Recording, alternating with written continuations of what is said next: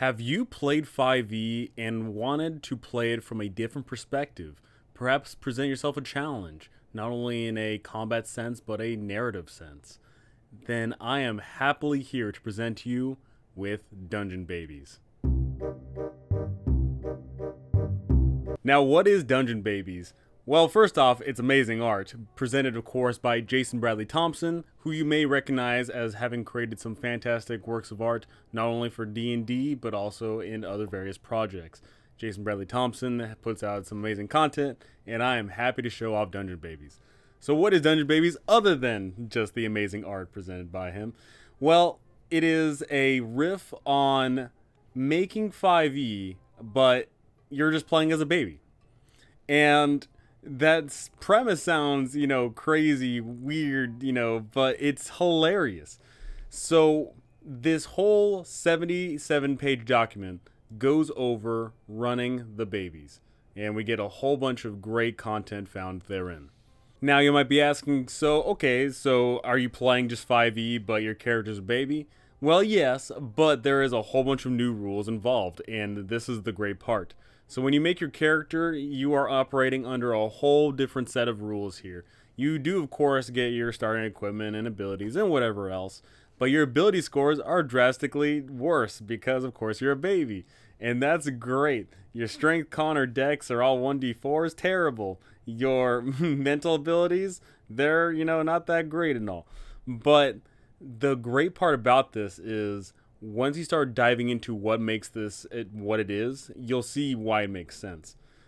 Because of situations like this. Normally, as you're about to cross the molten lava moat going into the deathly castle, you're armed with a whole bunch of epic, awesome heroes. But instead, this time, it's a bunch of babies. The hilarity that ensues from the ridiculousness of situations is fantastic. And what we'll be seeing here is not only is it just the fluff and flavor of this all, but the mechanical portion of Dungeon Babies is absolutely fantastic. And honestly, I think it's a great rendition of 5e. In fact, I'm going to be implementing a whole bunch of these things into regular 5e because of the things that I love. So, as you're leveling up, you discover that you're not operating on the same normal table, of course. You are now operating on the baby levels. You start off as a level 1 baby, and as you level up, you get bigger, and you basically just get better. And now, how do you level up in this game? Well, normally, people play using milestones or XP for slaying monsters and all that fun jazz. Now, with Dungeon Babies, there is a unique spin on that, where not only do you level up by killing the monsters and getting XP, but you get XP for eating gold. And that is absolutely fantastic.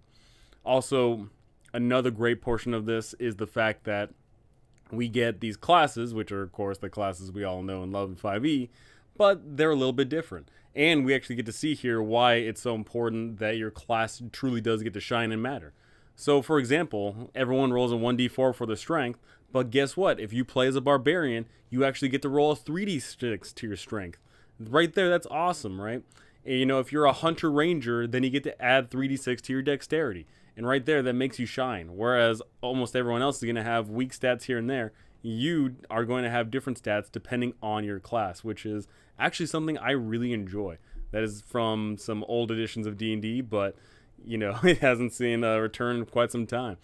So just taking a quick look here at the Barbarian, for example, you start off with higher strength. You get crying rages, which instead of just activating a rage like normal, whenever you, as your baby, cries, they go into a rage. And right there, that's actually really cool because crying is a whole mechanic in this game. And we'll be seeing that there's actually a bunch of mechanics tied to various things, such as needing to eat and needing to, and crying and, crapping your diaper. These things are fantastic. And once again, presented in an amazing art style. That's just such a great, little shot there of babies just absolutely obliterating some monsters. That's great. And each one of the classes, of course, gets their own little touch and love. And, oh my gosh, that art. I can't keep gushing over the art. It's just way too good. And one thing that's really great, too, is there is a great replayability to these dungeon babies because they have skills. And what's really great about these skills is you get to decide what you want for your character. So even though, you could roll up two of the same babies that are playing the same class, but depending on the skills and feats that you take, you're going to be vastly different. Do you want the ability to roll over and crawl? Do you want to grasp objects? Do you have potty training? Do you have improved pooping? Do you have teeth? These things add a whole bunch of fun flavor, not only to the character, but they add a whole bunch of mechanical benefits as well. And that is so freaking great. Just as you're playing this game, you'll discover that there is just so much going on.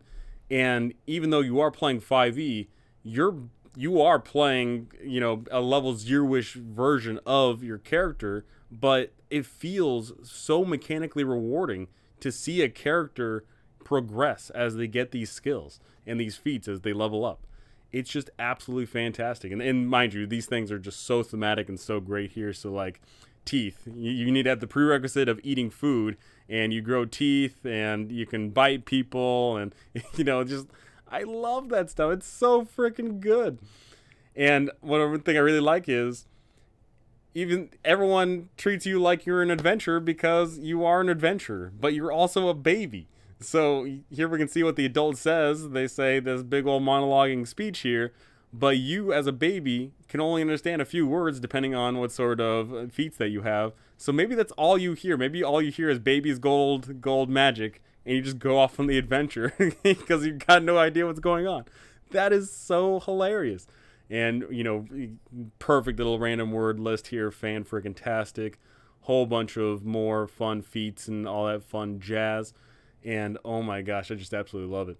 And, of course, because you're a baby, you are limited. If you don't take any feats that allow you to move, you are immobile. You just literally lay there and do nothing until you eventually get the rollover, crawl, toddle, walk features. You also can't grasp objects unless you do a certain thing. And, you get all these feats. Oh, I just absolutely love it.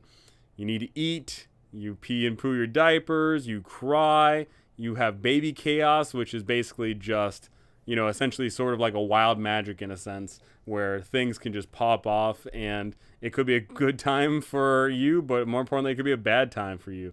That's absolutely great. You need to sleep, there's the stork, and it's just, I love this product. I love Dungeon Babies because if you're like me and have been running 5e for so long, sometimes you want a little bit of a shakeup, and you want nice, solid mechanics that allow, therefore, to be characters that truly grow. And that's honestly surprising that it takes a product with babies and has them growing. I don't see too many products where it's about like adults going through, things and, growing, right? You typically don't see that. But you see it here. And, as mentioned before, one way is you can get XP is by eating gold. Like, that's just awesome, right? you have an incentive to go out and explore and, do dungeons because you eat the gold and you get stronger for it. That's so great. And also, I love this baby rendition of that classic D&D cover. You guys might know the one that's going to be on screen right now. I absolutely love this product. Also, not only is there just all the fun new mechanics for leveling up and all that stuff, but there are new spells, a bevy of new spells. And not only are these new spells really just entertaining, but far more importantly to me is that they are thematic. They not only are fun, but they are thematic. The bard gets a cantrip of cough and swaddle. The druid gets the level 1 spell, infinite mess. These things are so flavorful, so good. Like, let's take a look at some of them, right? Let's take a look at Flesh to Candy. 4th level spell, you attempt to turn one creature that you can see within 5 feet into candy. The spell works exactly like Flesh to Stone. And once they are turned to candy, the baby can eat them.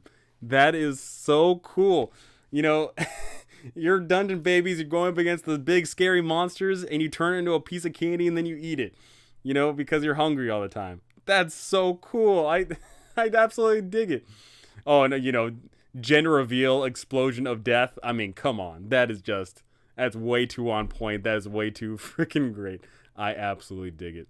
Now, going on to the final part of this product, we get information about playing the game. So you hand this to your players and say, hey, this is how you should be thinking when you're being a player. And of course, we get information about the DMs. How do we run games for babies? Well, you can do that a number of ways. You can simply run a typical normal adventure that you would be running, but you obscure all of the nonsense of political intrigue and talking and coercion. You simply just have them go places and do things. You can make it so simple, but at the same time, you can also have that layer of complexity, but just have babies thrown into the situation that's super intense, and it's just hilarious. We actually get some good information here about what are some fun adventures to be had there, classic dungeon crawls, and just fun little places you can go. But one of the things I mentioned was the layer of progression, and this is something that is just absolutely phenomenal. The growing up and going home. You're not just playing Dungeon Babies just for the hilarity's sake of Dungeon Babies, or maybe you are, that's entirely up to you, of course, but one of the great themes of this, of playing any sort of adventure where you are Dungeon Babies, is you growing up, your mysterious parents, and what are you trying to do to, figure out what's going on. As you level up, you get more and more information about who your parents were. What was their appearance? What was their personalities? And so on and so forth. You eventually can piece together clues about who your parents were. And we just get these, massive little list here about who they were. And that is so great. I love the concept of not knowing, and your players are truly, going out to adventure to discover themselves. That right there just resonates so well. It hits home. It is so freaking great. And you can, potentially roll this ahead of time, or you can roll with this whenever. But I think that the progression of figuring out who your parents are is so great. Because once you hit level 10, that is when you get to decide, what is your Dungeon Baby going to do? Are they going to try and find their parents? Are they going to become regular babies? What are your Dungeon Babies going to do? And that right there presents just a great little campaign. Quick little adventure where your Dungeon Babies are going off, fighting monsters, eating gold, getting into hilarious, wacky situations, discovering themselves. In the grand finale for that baby, they get to choose. Who are they? What do they want to be? That is just absolutely phenomenal.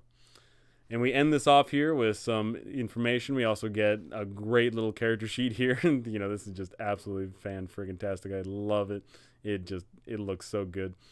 And we get this baby rule summary here, which I would definitely print out or have a little copy of when you're playing, because this is just a quick little cheat sheet of everything you'd want. Dungeon Babies is an incredibly unique spin on the game that we all know and love. And even though it's presented in this comical sense, I truly do think there's something extremely adult about it. I think that there's something very profound about your babies growing up and doing crazy things and eventually becoming who they want to be. I think there's something so fan-frickin-tastic about this amazing journey that these babies are going to go on.